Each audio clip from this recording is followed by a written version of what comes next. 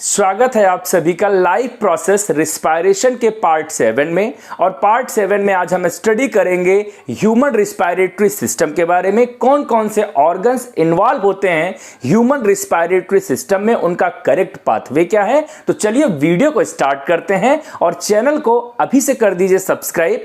Video को like करना ना भूलें, दोस्तों के साथ शेयर करना ना भूलें। चलिए वीडियो को स्टार्ट करते हैं। In human beings lungs are the main respiratory organ. Human beings में रिस्पायरेटरी ऑर्गन जो मेन है वो लंग्स होता है। लंग्स को पल्मोनरी सैक कहते हैं।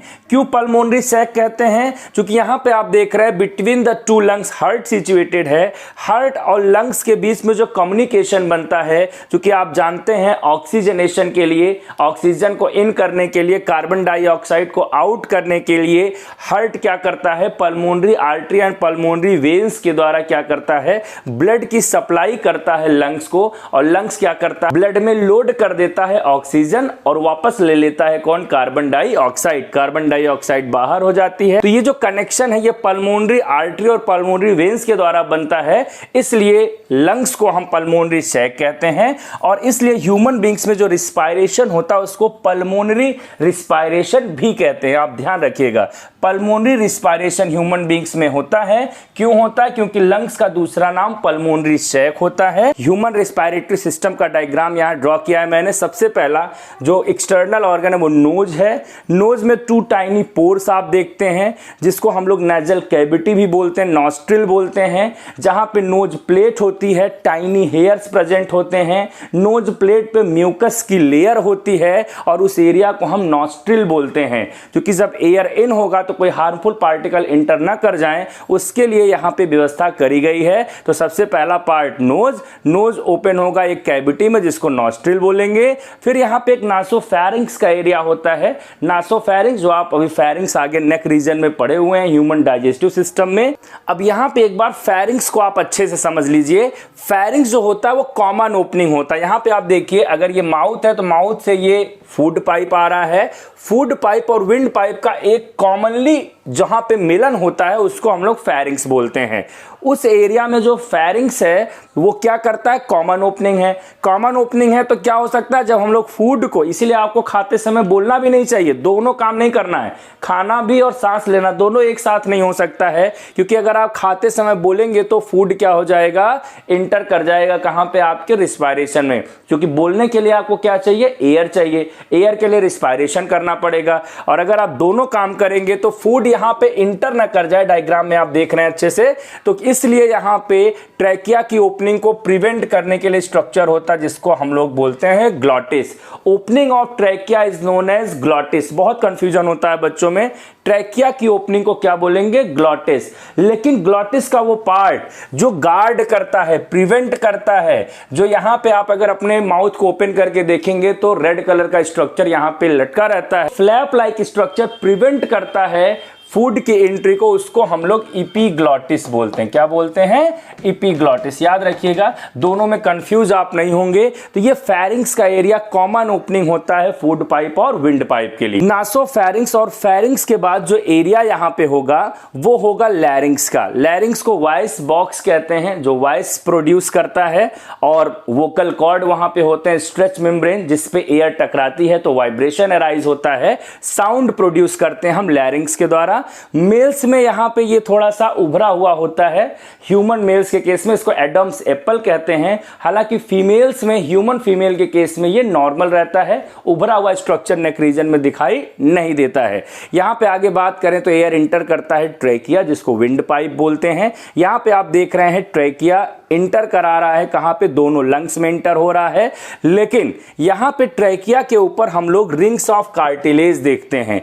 ये देखिए सी शेप कैसा होता है, सी शेप कार्टिलेज की रिंग प्रेजेंट होती है, क्योंकि इनहेलेशन के दौरान और एक्सहेलेशन के दौरान क्या हो, ये कोलैप्स ना कर जाए। जो ट्रैकिया है, जो विंड पाइप है, वो आपस में कोलैप्स ना करें, इसके लिए कार्टिलेजिनस रिंग प्रेजेंट होता है।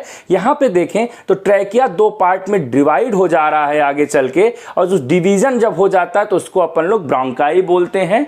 ब्रोंकस भी लिखा रहता है बुक्स में। तो ब्रोंकाई यहाँ पे 2 पार्ट में क्या हो गया, ट्रेकिया डिवाइड हो गया। आफ्टर दैट जब लंग्स में इंटर करता है तो फर्दर कई सारे पार्ट्स में ट्रेकिया, यही जो ट्रेकिया चल कर गया 2 पार्ट में डिवाइड हुआ तो ब्रोंकाई, और फर्दर फिर डिवीजन हुआ तो ब्रोंकियोल्स इसको बोलते हैं।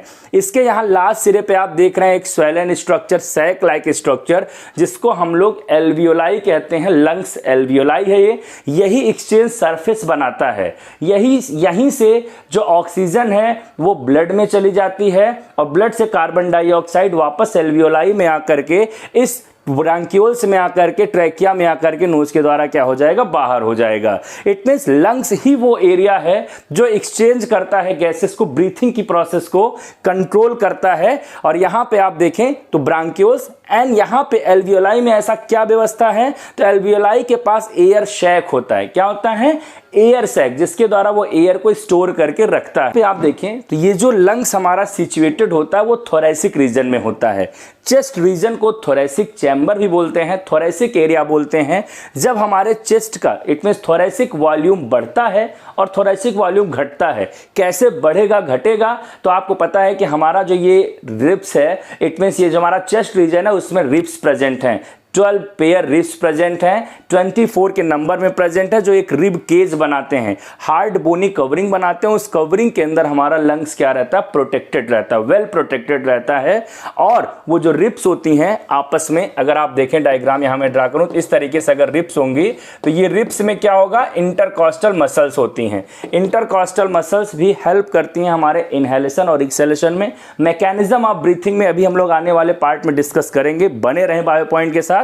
यहां पे आप देखें तो दोनों लंग्स के बीच में हार्ट प्रेजेंट होता है। और यहां पे आप एक स्ट्रक्चर देख रहे हैं, फ्लैप लाइक स्ट्रक्चर, जो कि आपका डोम शेप स्ट्रक्चर नजर आ रहा है, डायफ्राम इसको बोलते हैं।